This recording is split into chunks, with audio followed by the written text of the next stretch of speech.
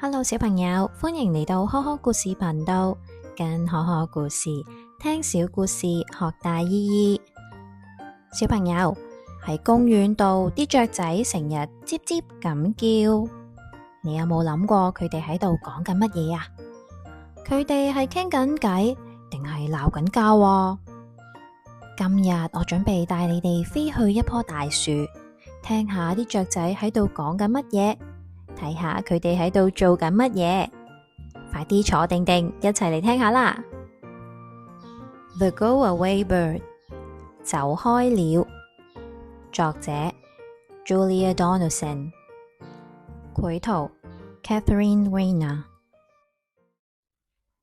從前有一隻雀仔叫做走開了，佢住喺一棵大樹嘅鳥巢裏面。佢有對靚靚嘅灰色翅膀，同埋一個好得意嘅灰色頭冠。佢成日都一個人坐喺個巢裏面，其他嘅雀仔飛嚟同佢傾偈或者玩，佢都總係搖搖頭咁話：走開，走開，走開呀！佢覺得自己一個最好，唔需要朋友。呢一日，有一隻綠色嘅雀仔飛過嚟棵樹度，佢話：我係一隻好鍾意講嘢嘅雀仔呀，你可唔可以同我傾偈呀？我哋可以講下天氣或者其他嘢都得㗎，例如啲雞蛋嘅顏色同埋我哋對翼咁樣啦。但係走開了搖搖頭，你覺得佢會講啲乜嘢呢？走開，走開，走開呀！我今日唔想講嘢，你太多嘢講啦，淨係聽到你把聲我就覺得好煩擾啦，所以請你聽我講，走開，走開，走開呀！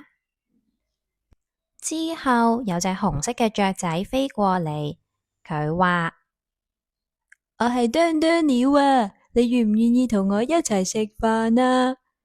每條樹枝上面都有好多好多汁嘅漿果啊！我哋可以啄啄啄，直到我哋飽晒為止㗎。但係走開了又搖搖頭，你覺得今次佢又會講乜嘢呢？走開，走開，走開呀！我今日唔想食飯啊！你雖然有對亮晶晶嘅眼睛，但係你太貪心啦。望住你令我感覺好唔舒服啊，所以你聽我講啦，走開，走開，走開啦。然後又有一隻藍色嘅雀仔飛到嚟棵樹度，佢話：我係拍翼鳥啊，你願唔願意同我一齊飛啊？我哋可以展開翅膀，我哋可以展翅高飛。我哋可以喺藍藍嘅天空上面飛嚟飛去㗎。但係走開了，佢又搖搖頭。今次佢又會講咩呢？走開，走開，走開呀！我今日唔想飛。你雖然神采飛揚，但係睇落去太忙啦，淨係見到你我就覺得頭暈啦。聽我講。走開，走開，走開啦！但係麻煩你啦，有一隻啡色嘅雀仔喺樹上面飛嚟飛去。佢話：又係美好嘅一日啊！我係祝你鳥，我發現我今日好好彩啊！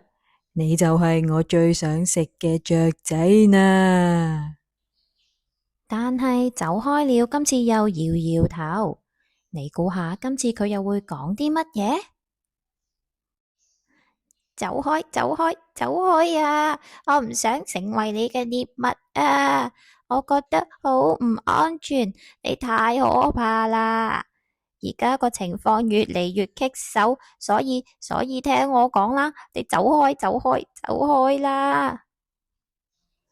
走開了，佢好驚啊！但係隻捉你鳥佢唔肯走，佢話：而家我見到你，我要嚟捉你，捉你，捉你啊！捉你鳥佢越飛越近，佢嘅影子蓋住咗成棵樹啊！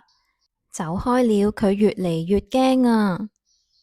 呢個時候，有一隻黃色嘅雀仔飛向棵樹度，佢話：你好啊，我係返來了啊！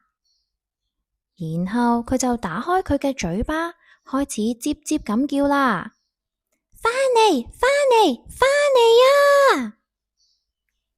其他雀仔聽到朋友嘅叫聲，大家都即刻飛返嚟啊！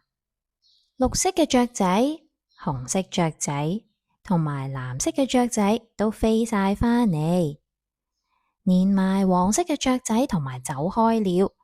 5隻雀仔團結起嚟，齊齊向住捉你鳥衝過去啊！佢哋一齊叫，一齊拍翼，一齊衝出去啊！接接接接接接接接接接接接接